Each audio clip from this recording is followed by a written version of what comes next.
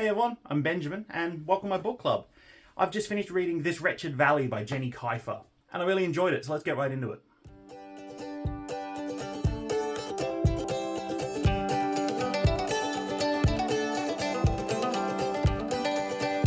This Wretched Valley has kind of perhaps a bit of a cliche setting. A group of young people go into the wilderness for whatever reason. In this case, it's to help with a PhD dissertation on geology. And then they get, sort of picked off by werewolves, vampires, yetis, Bigfoot. Insert horror antagonist here. So with its rather typical kind of setup, it had to accomplish things really well. It had to be tight. It had to run with the cliche and tell an interesting story. And I'm really glad to say that it did. I thoroughly enjoyed my time with this book. I adore these sort of wilderness, isolation, horror, survival sort of stories. They touch a spot in me that is primal almost. And I'm really glad to say that this is one of the better ones I've read in quite a while. So the story's not that complicated. Clay is a PhD candidate. He's writing his dissertation on geology, and his topic is the idea that you can use LiDAR, radar but with light, to find new rock formations in the wilderness and in forests and stuff that haven't yet been found. Doing this, he flies over some areas in Kentucky, finds what he thinks is a new wall that could be climbed, and gets some friends together to go, do his field research for this section, which is going to involve climbing the wall, documenting that process, and showing that, this technology has value for the rock climbing community. So to do this, he enlists the help of Dylan, a rock climbing friend of his from years back when he was also a climber.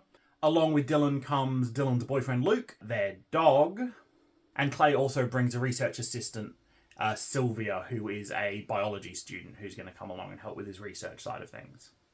And then, they get to the spot, they can't leave, they get lost, they get trapped, and, horror things happen. But let's just jump right in with the stuff that I liked. So, right off the bat, I really liked our characters, actually.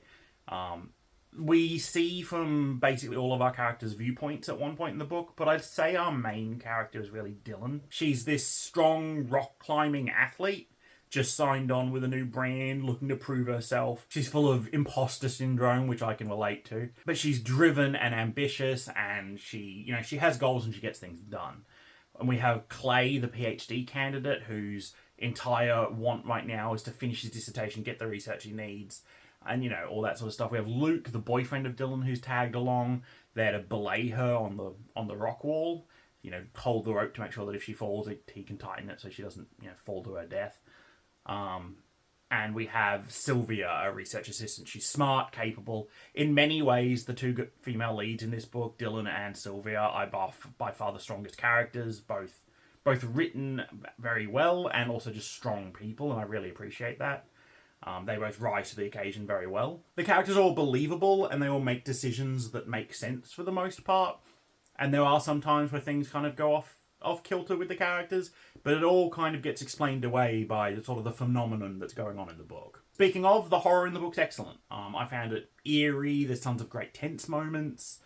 There's some really chilling imagery at points. There's some kind of gory stuff going on here, so maybe, if you can't handle gore at all, then maybe stay away, but it's not that bad. It's not like this isn't extreme horror. This is a normal horror book. It just has some gory details. I'd say for a horror book, it kind of ticks all the boxes that I need from a wilderness horror like this. It almost reminds me of The Ruins by Scott Smith. Young people trapped in the wilderness area. Some unknowable evil is going on that feels both bigger and older and more ancient than the characters that we're involved in. And the writing is excellent, and we go along for the ride. It might not be quite as good as The Ruins. The Ruins is a classic in my mind, but it's close. I really enjoy it. It's got similar tone, similar vibes, the similar sort of unknowability about it. I don't feel bad at all comparing the two. And finally, for the things that I liked, I really did enjoy the climbing bits here. My wife and I have gone through a phase within the last year or so where we've been watching a lot of professional climbing. A lot of the weekly bouldering competitions or lead competitions, and we've really been enjoying them. And we've also been enjoying, the climbing movies like Dawn Wall or Free Solo. So while I've never been climbing, and I'm a million miles away from being an expert in it at all, what I do know about climbing, which is a very limited amount, kind of does mesh here. Nothing here jumps out at me as inaccurate. Nothing here jumps out at me as ludicrous or out there. And the way it's written is really intense sometimes. There's one particular scene in the climbing bits that gave me the sort of sweaty palms that I got watching Alex Honnold's Free Solo the first time. And I put the book down and I like rubbed my hands off on my shirt and I was like, oh, I don't get this feeling a lot with horror books. So there's something about climbing that is just really thrilling and, yeah, palm sweaty sort of feeling. However, talking about the climbing does lead into the first of the things I didn't really love about the book. And that is just, there's not enough climbing. Maybe this is an unfair criticism to lay against the book. Maybe this is more me than the book. But for some reason, with the whole setup in the first few chapters, the back of the book, I was expecting this to be a climbing horror book. Really, it's a forest horror book, a wilderness horror book, with a few scenes of climbing involved. Like, I don't know, I could have done with triple the amount of climbing here. I wish climbing was a more integral part of the plot.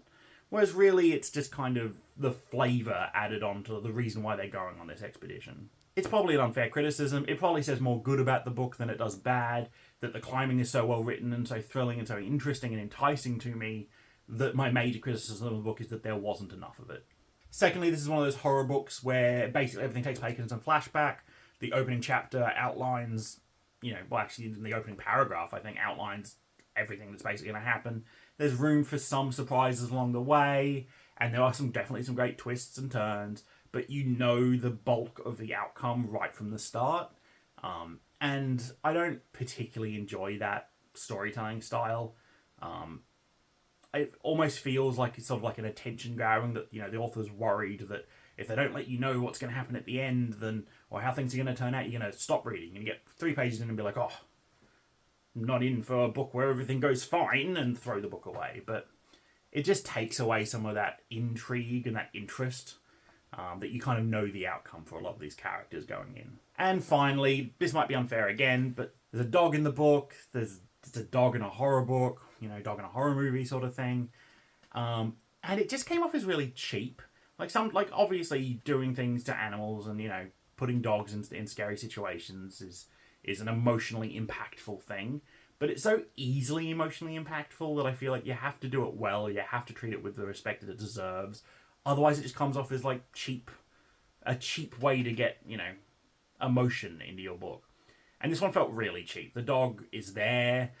People don't act the way they should, I felt. I feel like people are very unrealistic when they act around the dog, around what happens to the dog. It just felt like it was played for these quick emotional moments so that they're like, oh, there's a dog.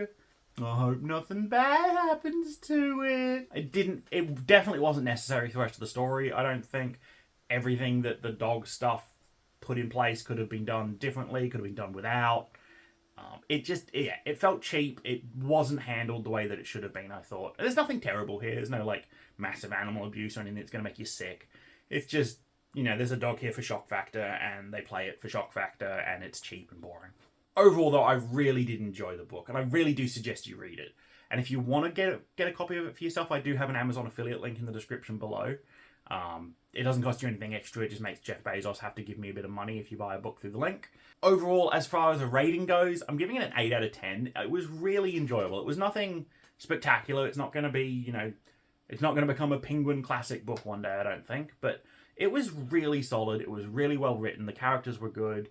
I read it in 2, maybe 3 days. I really flipped through it. It was very hard to put down. I really do think if you enjoy wilderness horror sort of survival books like this, you should check this one out. Finally, it's another bingo book. Bringing up the bingo board. We're kind of knocking them out right now, so I'm feeling pretty good about this one. As for this one, this is Jenny Keifer's debut novel, this is an amazing book for a debut novel. Very, very well done.